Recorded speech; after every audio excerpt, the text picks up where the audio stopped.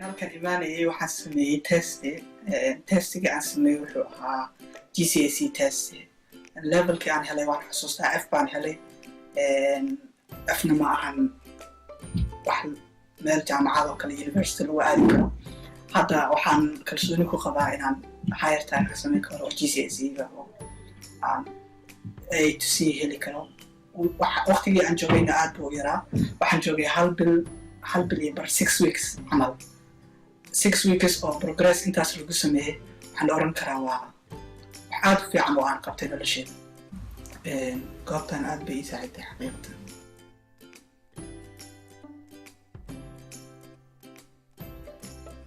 What makes Choice Tutors unique, what makes it so special is this compassionate approach, and through an approach which allows the young person, or which makes the young person feel that somebody is invested in me, somebody believes in me, somebody wants me to be successful.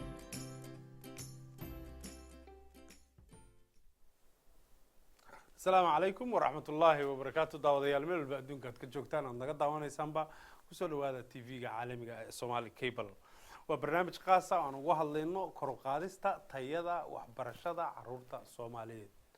هذا بس إذا بقى كرلو قاعد كرا تيادودا وما هي عقبة هرتاجن إنه كرلو قاعد تيادودا متشيران تددالي ودحد حرتي ويجوا عقبته بدينين ودن كلو عصبيه انتي مديري يا معنيجا حرقا كبودو هاي كعاو أي برنامج كديار نوجيهين وحنا إذا بورنينا فيسبوك اللايف بانكرنا هاي بيج كنا اللايف بانكرنا هاي هدي أتقرني يسد أنت عن برنامج وبعد يسقط الجلين هدي أتقلني يسد ويل داليرا أو difficult أما challenge كايستان secondary school كا maybe وطن كعصو primary school ككل بن هذا صوف فريستا دعم بروع عشان جرو جدنا لهذا هو يوين كلامه أشياء برنامج كان مهم وحلا وقت تلقى إن wax walba caqabado hortaada yaala sidii looga talaabsan lahaa waa barnaamij runtii aad looga soo shaqeeyay kuwa ka soo tablaasadaana la jooga caqabadahaas oo dhalinyaro aan mar dhow idin bari doono waxa kale oo nala jooga directorka guud oo expert ah oo macallin muddo dheer ahaan jiray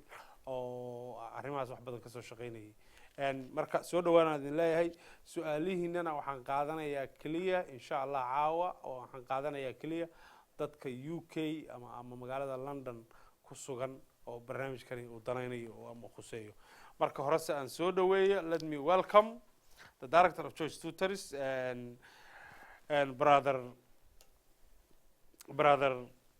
Subair. Assalamu alaikum Subair. Apologies, my memory is getting a bit funny. That's okay. And also let me welcome Mohammed Usman and Abdullah Usman and soo dhawaada idinkuna aad baad ugu mahadsantihiin inaad waqtigiina soo hortaan Choice Tutors waa school macallimiinta noo sheegi doona iyo ardayda ka baxday ama dhigatay waliba waa school waxbara dhalinyarada balse iyaga ayaan weydiinaa muxuu yahay inayihiisu muxuu yahay iyo muxuu uga duwan yahay iskuulada kale and if I start with Mr. Subair and brother tell us a little bit more about Choice Tutors. Choice Tutors has now been around for about 10 years. This is our 11th academic year that we've been supporting young people. Alhamdulillah, by the grace of Allah, we've worked really hard in this period of time and we've got amazing results. Our initial group of students have now gone on, they've kind of graduated and gone on to university. Some of them were the first people in their families to go off to university. And what we do is we do small group tuition primarily for primary and secondary groups up to GCSE. And we've done a bit of mentoring and coaching beyond GCSE at A level and as well as through university as well. But predominantly what we focus on is small group tuition, 3 or 4 children in a classroom with a qualified person, usually either a fully qualified teacher, or if not a fully qualified teacher, somebody who is a UK graduate and who is trained by one of our trainers within our centre to be able to deliver the national curriculum and to be able to provide additional support for young people. So most of the young people that we work with, they go to mainstream schools. So they get their lessons within school, and then they get additional support from us when they come to our center on weekends.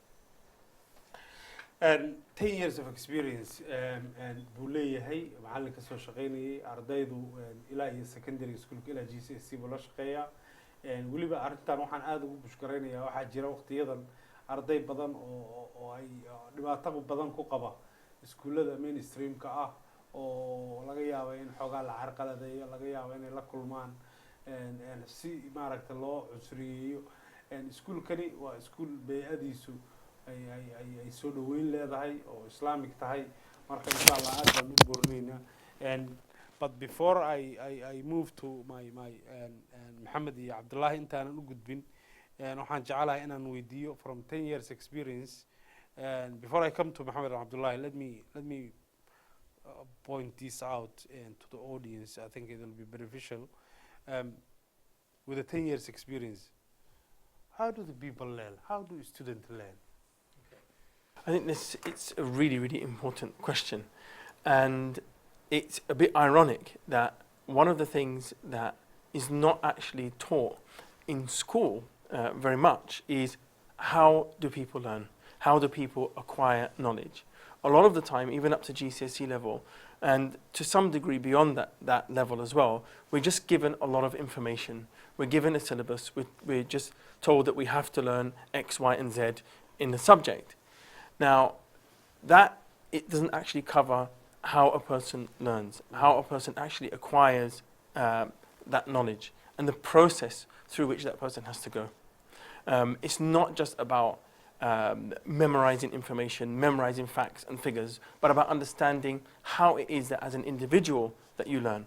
And that might be recognizing your different learning styles and maybe having educational professionals around you to work with you on those learning styles.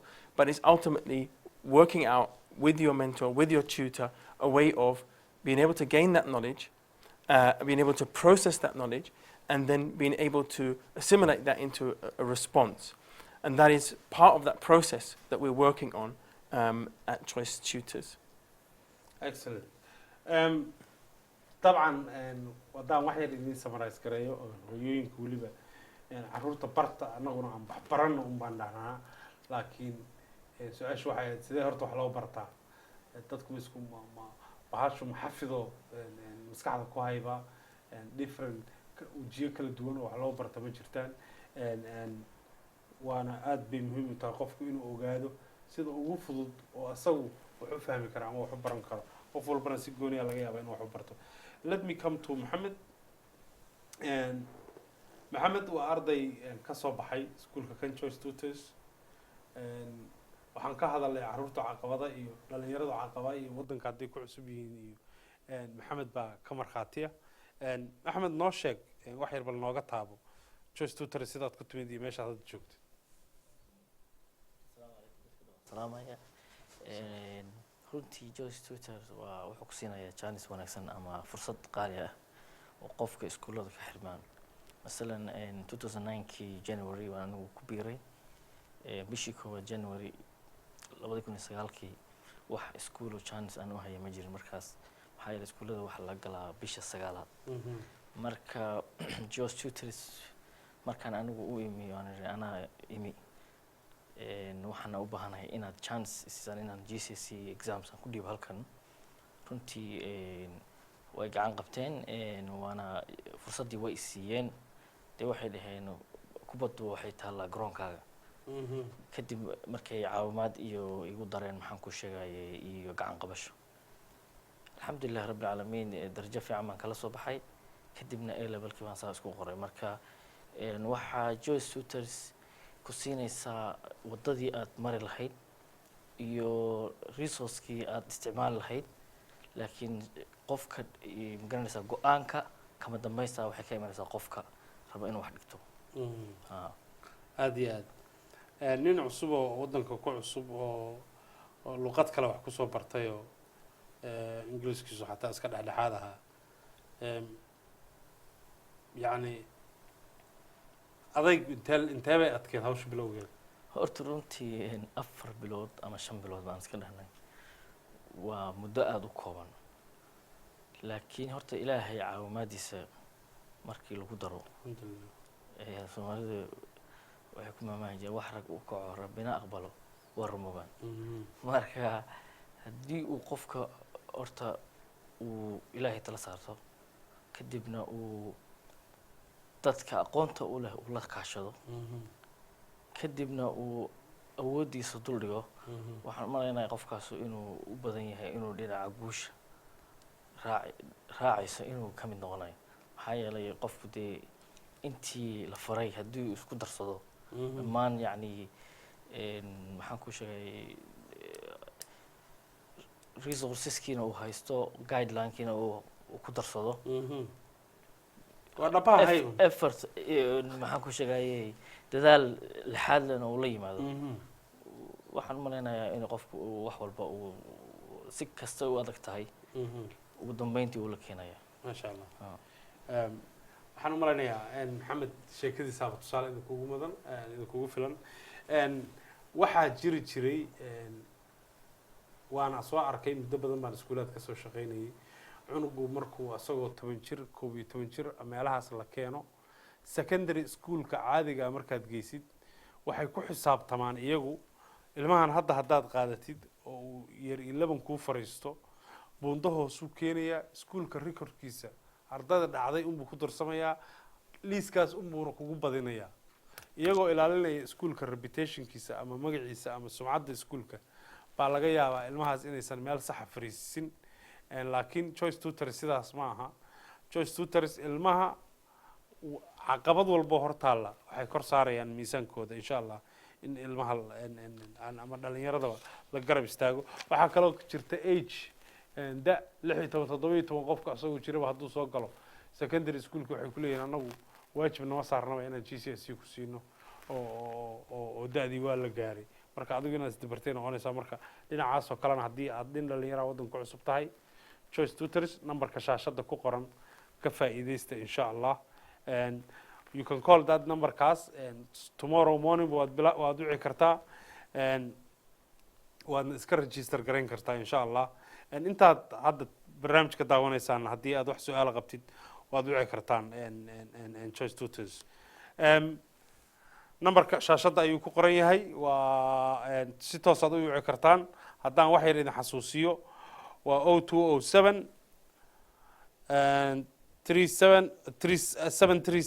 737 waa numberkaas hadda shaashada ku qoran ujeedaan marka insha allah call them now you can register in the morning insha allah not now but suuxii waa haddii alla idmo waqtigaas iskuulaadka furan yihiin haddii aan usoo noqdo cabdullaahi cabdullaahi wariyor maasha allah soo dhawow cabdullahi iskuulkaa dhigataa iskuulkaan dhigtaa haye bal choice tutors nooga war Joyce Tutors waa iskuul aad iyo aad u fiican waxaan saas u leeyahayna waa Englishka iga saacideen aniga wadanka qof waxaan ahay luqado badan wax ku soo bartay Somali iyo Carabi iyo Turkiba marka wadanka marka imaaday waa inaad luqadii baratid waa in aad dadkii ku dhashay meeshan aad la tartantid marka macallimiintayda oo best tutors aad iyo aad ay u saacideen waxay bareen yani ingiriisiga min kow saan uga bilaabo saan u gaari lahaa ilaa iyo qimada meesha ugu dambaysa maasha allah marka hadeer marka waxaan isla bilownay kow waxaan ka bilownay sidee aan ingiriisiga u baranaa waxaan qaybinay si oo yani akhrin iyo qoraal iyo dhegeysi marka akhrinta wax weeyaan oo kale waa akhrinaysaa wixii kalimaadka ka soo saartid adiga ka dhisaysaa jumlad kooban qoraalkana waa sidoo kale aniga hadeer marka qoraalkayga aad u caadi wax caadi aan qori jiray hadeerna waxaan qoraa wax oo si fiican u horumarsan marka macallimiintayda collegeka xataa way ku sheegi karaan improvementga aan gaaray aniga iskuulka hadeer si fiican ula socdaa su-aalaha wax walbaan ka jawaabaa yani safka koowaadaan ka mid ahay haddeer meeqaa ku jirta waddanka meeqaa joogtaa waxaan joogay 2 sano iyo xoogaa ما شاء الله وأرنت runtii aan taabanayay important aad u weyn bay u tahay qofku markuu yimaado asagoo cusub oo lagu tuuro mainstream schools waa very big ocean oo laakiin choice tutors oo kale waa safe net environment waana boorinaya runtii in carruurta halkaa la geeyo if I come to you and I was just mentioning the importance of when the young man is new to the environment, new language, and everything is new, and he's thrown into the mainstream school, where there's many funny things goes on. You know, I used to work secondary school. I know how tough it could be. That can put a lot of kids off. It can be sometimes scary, if you like. With choice tutors, and there is some sort of net, and you have created. Tell me about more. How do you meet the needs of those who are fairly new? I mean, I think there's 2 things to say about that. The first thing is that even for those who are not necessarily new to the country, that jump between primary to secondary school can be quite daunting as well. So I think that it's important not only for people who are new into the country, but also people who have, have already been here, or people who are even born here, because that is a big jump to go from primary to secondary school. So I think that what we do for both of those groups is that we try to be good role models. We try to provide a safe environment. We try to be good examples of the deen of ourselves, within ourselves as well. I think that is vitally important. And at the same time, we do provide space, for example, within the center that we have, especially for salah, so that people can do their salah, and we can have that time for people to worship Allah subhanahu wa ta'ala as well. So there is those facilities there.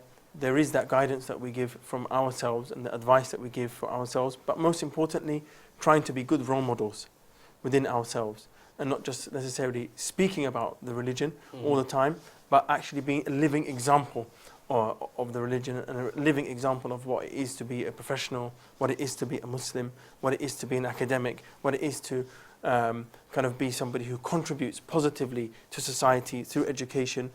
All of that is intended to be an inspiration. Now, when it comes to people who are new into the country as well, we do have some experience with those people, as well as people who were born here and went to mainstream schools all their life. I remember an example of a school in South London that we visited, and one of the boys there, he was on the cusp of being excluded. He was just about to be excluded, and we were called in by one of the mothers who said, please help us out. So we went along to the school and we went to a meeting with the teachers there, and it very, very quickly became apparent that these teachers had zero cultural understanding of what it was that young person had gone through in their home country, and what it was that they had lived through. They didn't even get a translator to be able to communicate with the mother, to be able to understand what it was that this child lived through and the difficulties it had. This young boy, he came from a nomadic tribe. He was in year 4 or 5, and he had never actually picked up a pencil in his life. And because of that, and because of the communication barriers that he was witnessing and that he was experiencing, he wasn't able to kind of express himself. So because of that led to frustration. And that frustration led to poor behavior. And in fact, because he was being bullied by the other children and he couldn't actually express that, he couldn't kind of verbalize that, what happened is that he would sometimes lash out and hit back and so on and so forth, and so it reached that stage. But when we were able to intervene, and when we were able to talk to the teachers and make them understand the position of this person, things very, very rapidly began to turn around. That young person was settled, they started to feel more comfortable in that environment, and when things started to turn around academically, that young man started to excel, started to perform, started to do well, started to get better grades. And if you don't have that intervention, and you don't have that kind of partnership, the background, absolutely, and you don't have that partnership with parents, then you're not able to reach out to schools. Absolutely. on the flip side of that, we had a child who was born in this country, who had always been to school, who had a very, very good record, and in our tuition centre she was doing very, very well, whereas in school her grades were very, very low. So we queried this with the school and we followed it up, and it transpired that the actual teacher within the mainstream school was not actually doing the marking properly. And because of that, this young person was getting grades that were below their actual level. So things did turn around for that young person. And now actually she's attending an independent school at the moment.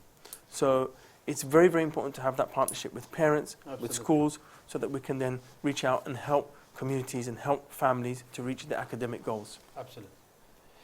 aad iyo aad waa wax yar baan ka taabanayaa insha Allah in cunuga la fahmo waxyaalaha hortaagan waxbarashadiisa cunuga backgroundkiisa la fahmo waalidka laftigooda la fahmo lala sheekaysto cunugu marmar soo luqadii garanayo meesha ku cusub oo ciyalka kala ku wareersan yihiin baa laga yaabaa inuu marka xagga looga yeero carruurtu dhibaan inuu uusan hadli karin waxna fahamsiin karin dadka kale inuu gacan qaado waxyaalaha waxaasaana keena badanaa violence-ga ama dagaalba inuu dhaco hadhowna la dhaho cunugan waa la exclude gareeyey waa one of the cases oo inta badan dhaca midda kale oo la taabtayna waxa weeye macallimiintu aniga waan arkay runtii intaan iskuulada ka shaqaynayay Somali black whatever ay magaco yihiin already box baa lagu xirayaa expectation waa just give him a B macnaha attention badan lama siinayo laakiin choice tutor sidaas ma aha and in every details baa la eegayaa waxaad gaartaana bundada lagu saxaya I'll ask people hadda daawanaysid oo London joogtid oo aad nin dhalinyaro tahay iskuulka difficult ku haysta please soo wac numberkaas TV-ga ku qoran haddii aad hooyo tahay cunugaaga la soo cayriyay ama dhinaca waxbarashada aad wax rabtid inaad ka ogaatid fadlan hadda soo wac fursad baan idin siinayaa waxaan ka codsanayaa walaalaha kale oo outside UK jooga ama outside London baxoogaa inaad noo kaadisaan choice tutors basekiisu waa London and callers from London baan rajeynayaa inaan helo si ay uga benefit gareeyaan marka haddii aad tahay cunug dhalinyaro ah wiil dhalinyaro ah yaa wiilasha mulq badan ay oo iskuulka xoogaa difficulty na soo wac arday iyo macallimiin baa la joogan insha Allah Mohammed I'll come back to you and waxaan ka hadalay walaal ma choice tutor let me take this caller hello assalamu alaykum عليكم السلام ورحمة الله hello assalamu alaykum عليكم السلام أبو كرم يا ولال hello assalamu alaykum عليكم السلام ورحمة الله أبو كرم يا waxyar isuga qadka telefonka ayaan eegaya hello assalamu alaykum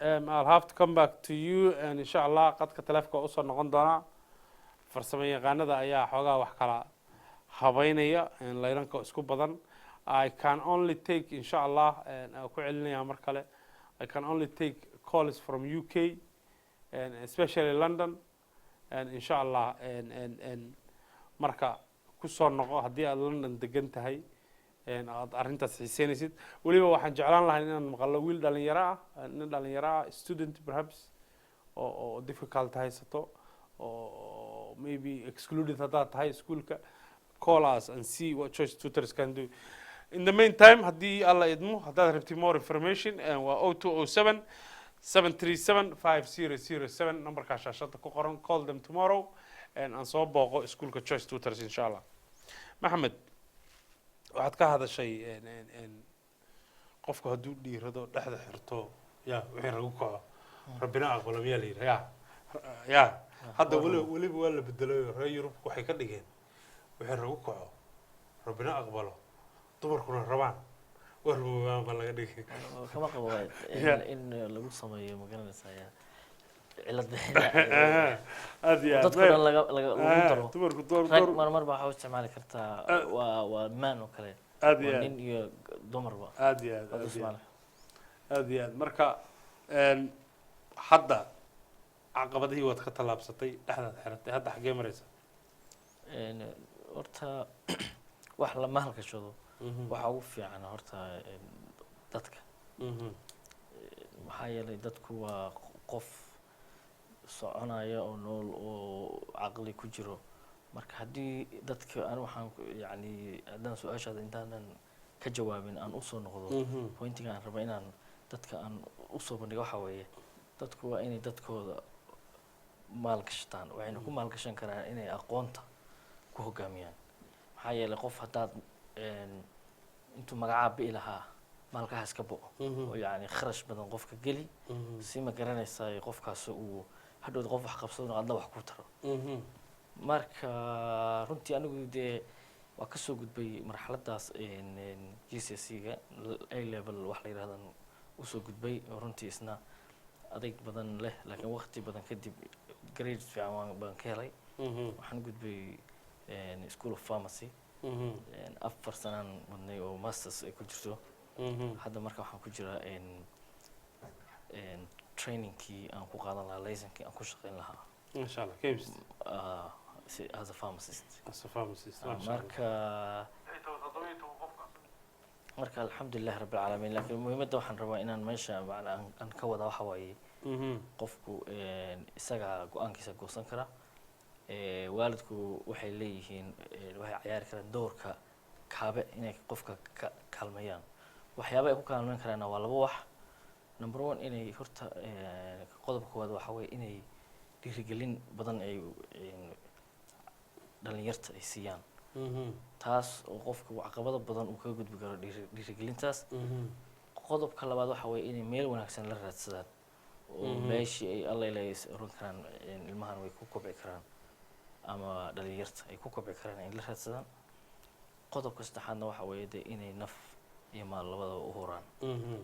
taasuna dee wax kolley yani jilicsan maahan laakiinse dee waa inaa wax un ka tanaasushaa Aad si iyo aad dad wax qabad leh oo usoo saartid aad iyo aad. Masha Allah. And I'll take waxaan qaadanayaa few callers oo London ah please haddii aad Somali, Australia, America joogtid thank you very much aad baad u mahadsan tahay laakiin waxaan isku dayaynaa callers from London oo barnaamijkan iyo barnaamijka waa laga wada faa'iideysan karaa carrada waa isku wada tusaale waadna soo dhawaaneynaa daaweyntiina laakiin haddii aad doonaysid inaad choice tutors soo booqatid numberkuna shaashada ku qoran yahay waa 0207 737 5007 tomorrow waad tegi kartaa you can register waa very small groups waalidiintana waxaan lasii boorinayaa bay-addaas yartaa oo xalaasha ah haddaad jeceshahay aan kaaga dhigo bay-ad yar oo xalaal ah oo macallimiinta culimo yihiin oo dad halkan wax ku bartay yihiin oo la aamini karo ardayda la oranayo gamaleel inta la rido waqtigii salaada la joogaayo kaca oo macallimiinta hogaaminayaan iyagii tukanayaan runtii wax la heli kara ma aha marka ha u dayma la-aan baa idin leenahay Joyce Tutors. Let me come back to you Samir. Now we spoke about how do people learn. Obviously, and we also spoke about Choice Tutors and the fantastic work you guys do. But in the other side, what is expected from the student to succeed? What are the steps expected from the student to be successful? Sure. It's another very important question. There's so many elements that are expected from a student. To list them, one of the things that a student has to do is they have to understand what it is that their subject kind of constitutes. So understanding their syllabus, understanding the core elements of that subject, and what it is that ultimately are the main elements that they need to learn, for example, in maths or in science or in English. So that's very, very important, to understand the syllabus, to understand the assessment objectives. Because if a person doesn't understand the assessment objectives, then it's like somebody who turns up to a football match with a hockey stick or with a golf club. It doesn't make sense. Education is not just about shooting in the dark. It is about being accurate about precisely what it is that the examiner is wanting from you, precisely what it is that the assessment objectives require from you, and actually giving the examiner precisely what it is that they want. Education is a science in that sense. Getting A's and A stars, it is possible. But if you're just studying for the sake of studying, without understanding your assessment objectives, without understanding your syllabus, without understanding what it is precisely that the examiner wants from you, and without actually giving that to the examiner, then you're just like the person who turns up to a football match with a hockey stick. Hockey stick. I'll come back. We'll continue with that. I love that. I'll take next caller, inshallah. Hello, salam alaikum. Hello, salam alaikum. عليكم السلام. والله المقاعد ماشي كساليس. علي عمر عثمان لندن. علي عمر عثمان اللي لندن. علي عمر عثمان سودو ولا الكي محد ويدين له يتعاون. هذا ما سنتهي وكم ما سنتهي برنامج كان عدو نكسر وقت كنتي.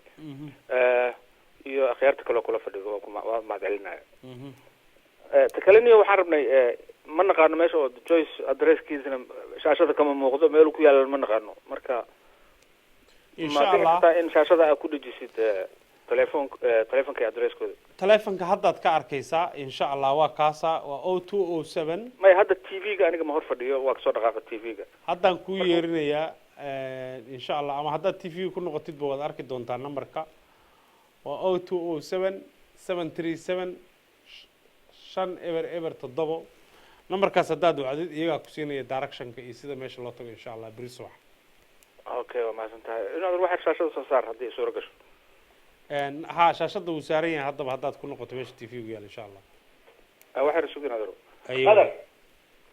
aro aad baa mahadsantahay waxaan ka codsanayaa farsamo yaqaanka let keep numberkaas screenka inta uu walaalkii ka qoranayo tomorrow baad wici kartaa numberkaas obviously hadda ma aha tomorrow from 9 from 9 o'clock inshallah numberkaas aad ka wici kartaan register yourself soo eega qof ku xiga next caller inshallah assalamu alaykum hello assalamu alaykum haweeneyda salaamay dhamaantiin ooyo kor u hadal khayr allah ku siiyo walaal dhamaantiin hooyo maxaan waalidin salaamay salaamullah hooyo soo dhawow hooyo London xaguu kaga yaalaa private hooyo wuxuu ku yaalaa Pimlico waa Victoria agteeda ama Foxhole agteeda insha allah numberkaas haddaad wacdid qof af Soomaaliga yaqaan baa lagu dhiibayaa waa lagu tilmaamayaa beri subax numberkaas oo ma jeed shaashada ku qoran numberkaas waa insha allah beri subax aad baad mahadsan tahay waxaan jecelahay inaan callerska ku dhaho if you are calling inaad ogaatid meesha Joyce Tutors ku yaalaan the best way to do it waa inaad numberkaas qorataan 0207 737 507 ama 5 eber toddobo and tomorrow from 9 o'clock baad wici kartaan insha allah dad baa ku daaragti garaynaya and if there is a language barrier there will be some Somali speaking around insha allah rag odayaalaaba jooga iskuulka jooge yeah and let's keep on Can I just say a word about the location because I think there's been two questions about the location. So we are based in Pimlico, which is on the Victoria line, as you said. And the beneficial thing about that location is that it's very, very close to central London. So it's on the Victoria line, and from most parts of London, you can get there in under an hour. So it is very, very centralised, and it is worth that sacrifice and worth that journey. I mean, what I say to parents is that all initial assessments are free. So, and the consultation that you get after the initial assessment is also free. So it is very important for families to come down, I would suggest, because even if after that they decide that they will not join the tuition for whatever reason, then they get the benefit of that free initial assessment, the free initial consultation. They know exactly where it is that their child is at the moment in English, maths, in science. They can get the advice that they need so that they can use that for the betterment of their children. Absolutely. Arrintaas waa very muhiim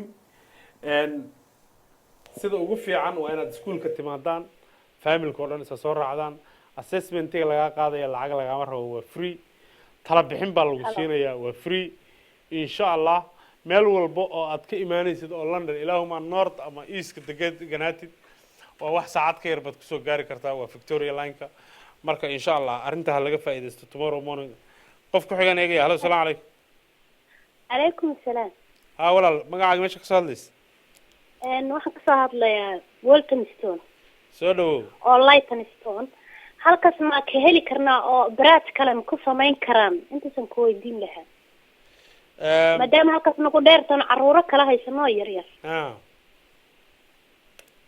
ma qayb kaleeto oo farcan ah ma ku samayn karaan waltonstone oo lightonstone good question I'll ask some of the mothers few other kids, other schools, it'll be difficult to travel from East London. Is there any upcoming branch in East? Potentially, however, I'm also travelling from the area every day that we run tuition, and from Walthamstow, for example, you can get into the centre in around about 35 minutes. As soon as you get off the station at the station at Pimlico Academy is literally 2 minutes walk away.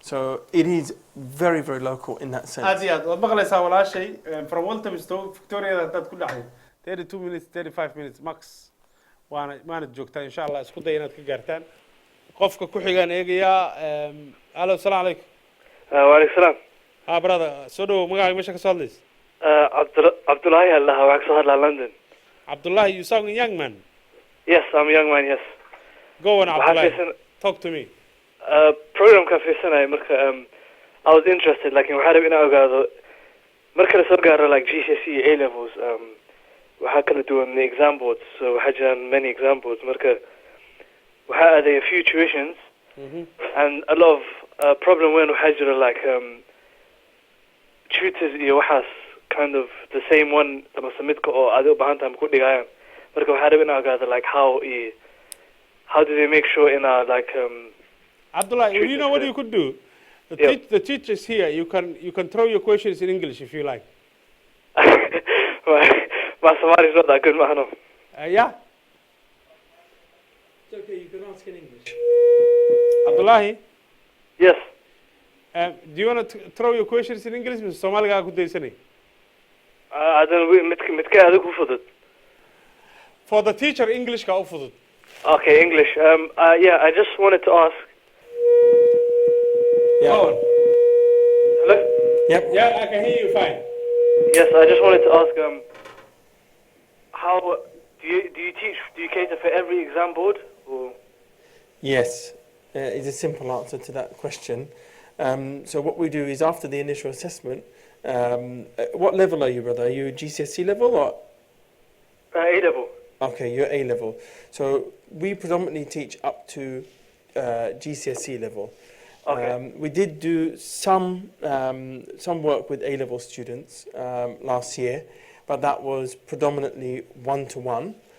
However, what we do with all of our students is after the initial assessment, if they're a GCSE student, for example, we would give them the specific resources for their examination board, the past paper packs for their examination board. So we focus on the specific examination board of that student. Now, what A levels are you doing? Sorry? What A levels are you doing at the moment? I'm doing the 3 sciences and math. Excellent. I mean, what you could do is you're free to give us a call, book an appointment to see us, and then you could have a word with one of our science experts. They could give you a bit of consultation, a bit of advice as well, and then perhaps on the back of that we could see what we could do to help you out. However, it would be worth that journey, even if it was just getting that advice, because for students who can implement advice and put that advice into practice, then we find that it will really benefit them in their future, even if they don't take the tuition with us. So please do make that journey. And it will be a pleasure to meet you and to give you any support that we can. Okay then. Thanks a lot for my. The question was a bit long to start off with, but it was No in problem. English. That's fine. No worries. Choice tutors, that's why they're here this time of night, working day and night, and ka faa'iidaystaan idin leeyahay insha Allah. Number kale aan ku celinayaa. waa Victoria line-ka taga waa anywhere from London waa less than an hour waa 0207 737 5007 tomorrow morning 9 o'clock baad ka wici kartaan numberkaas wixii laga bilaabo insha Allah waa lagu soo dhaweynaya haddii aad leedahay. Do you want to continue? We were Yes, yeah. by all means. So one of the things that I mentioned was the importance of being prepared, giving the examiner what it is that the examiner is looking for, covering our assessment objectives, covering our syllabus, being aware of that. That is really, really important. I've come across students who were perhaps not the most naturally gifted students of all. However, because they were able to cover the assessment objectives and they were able to understand what it was that the examiner wanted from them, and they gave them that, they had to give them the grades, irrespective of whether they were the brightest in their class or not.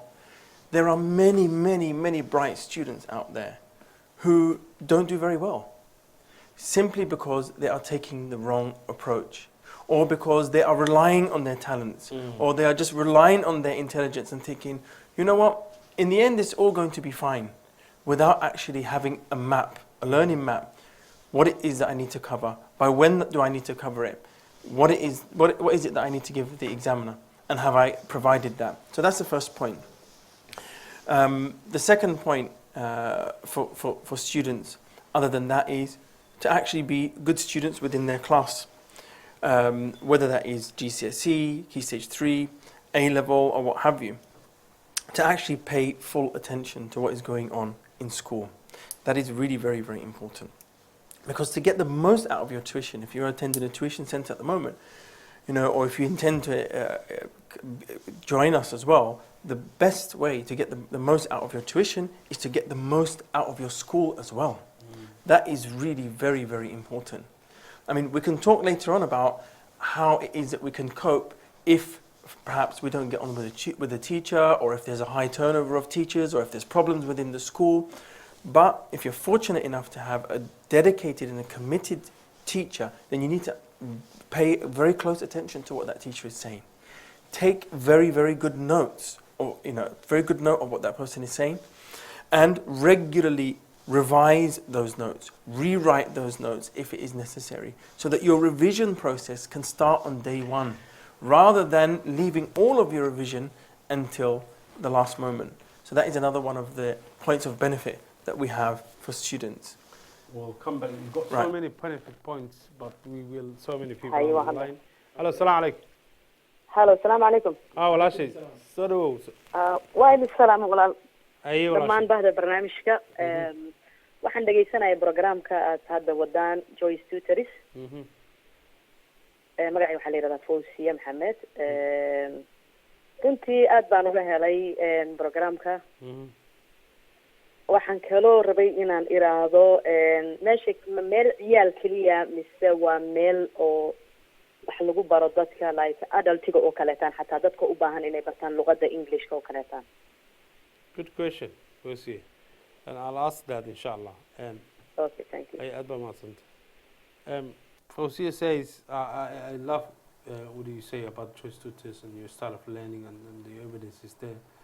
But do you guys only teach from primary, secondary? What about the big girls like me? Yeah, we have provided some support for adults as well. What I always say is, come to the centre, come and visit us, and we can help you in whatever way we can. Now, in the past, that has meant, for example, for people who are going into sometimes access to nursing or other access courses, in particular, a lot of sisters were going back into education. It meant that we were able to give them some mentoring, some advice. From time to time, maybe some tuition as well. But the best thing to do is to come to the centre. And I would say to all those kind of adult learners out there, that I have been most, in some ways, almost most encouraged by adult learners.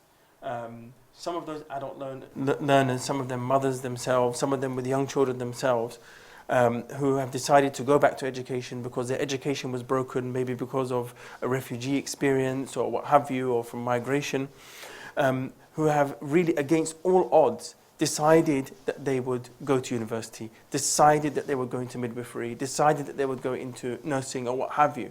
And despite all of the language barriers and everything being against them, in one sense, saying, well, actually, I'm going to do this.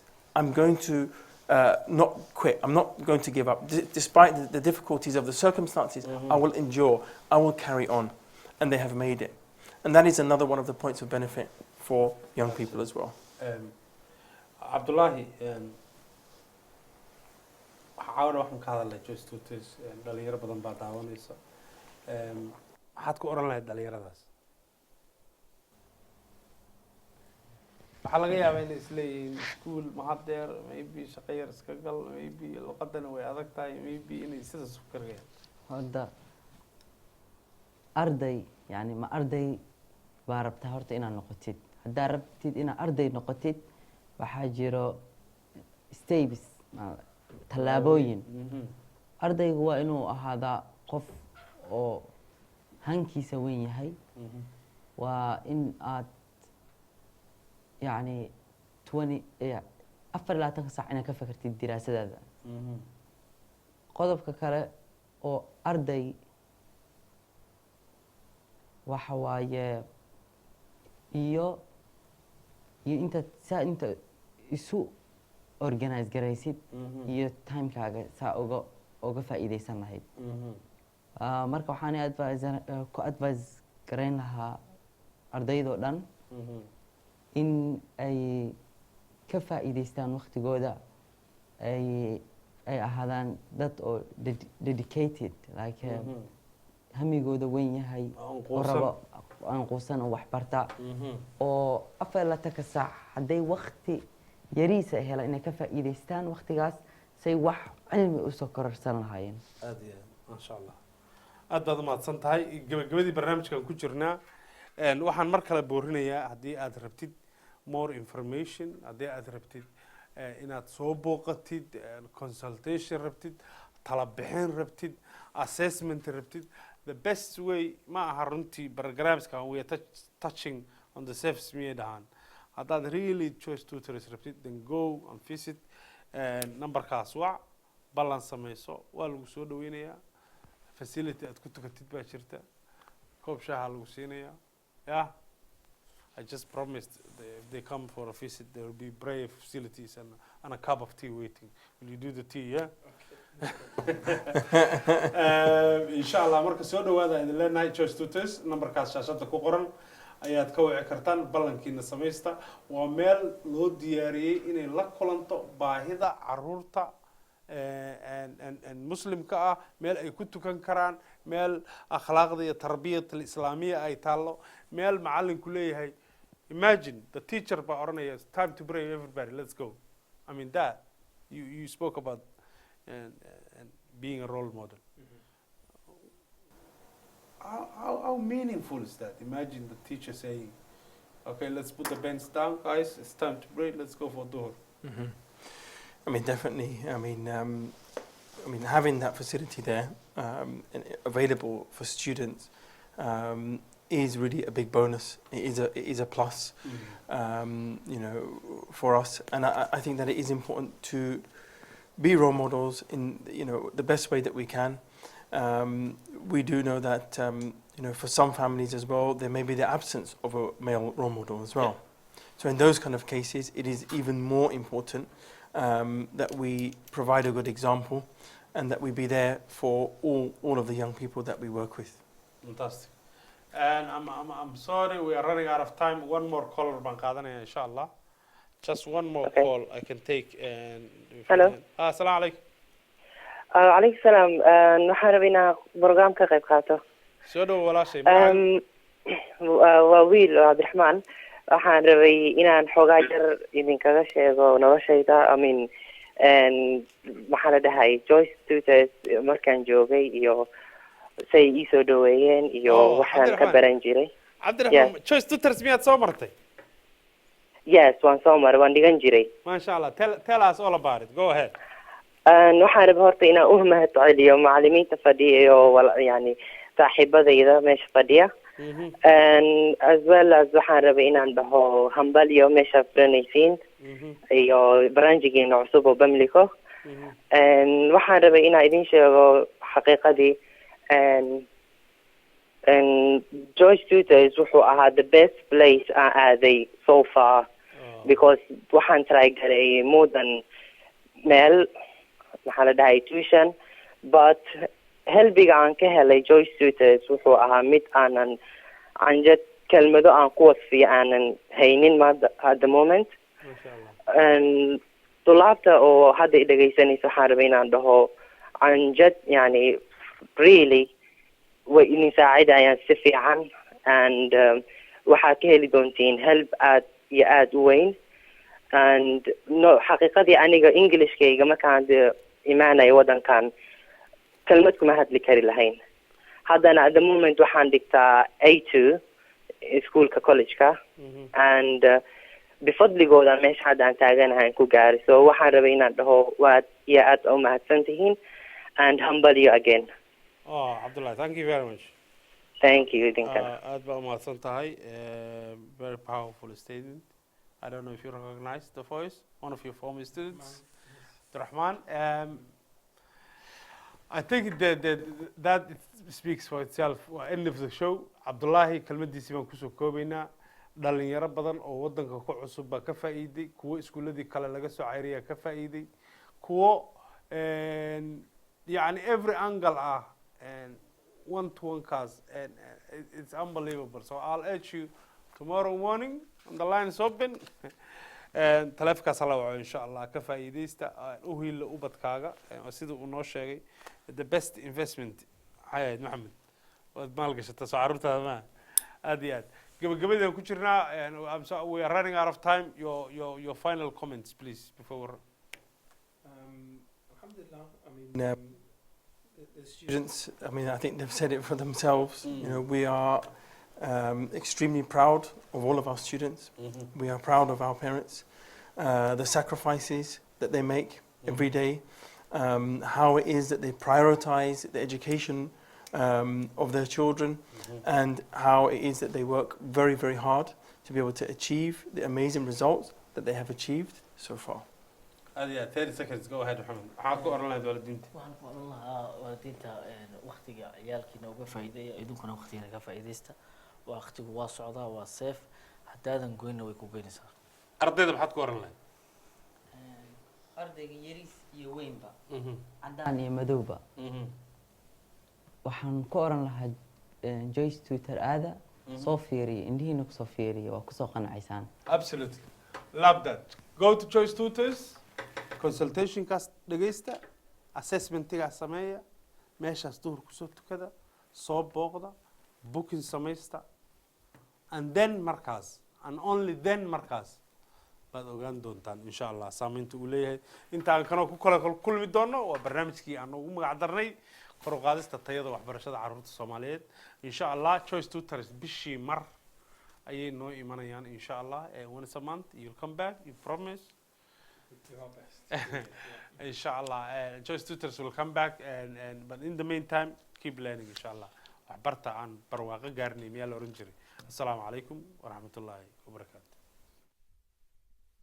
halkan imaanayay waxaan sameeyey testiga aan sameeyey wuxuu ahaa GCSE test levelkii aan helay waan xasuustaa F baan helay Fna ma ahan wax meel jaamacad oo kale university lagu aadi karo hadda waxaan kalsooni ku qabaa inaan higher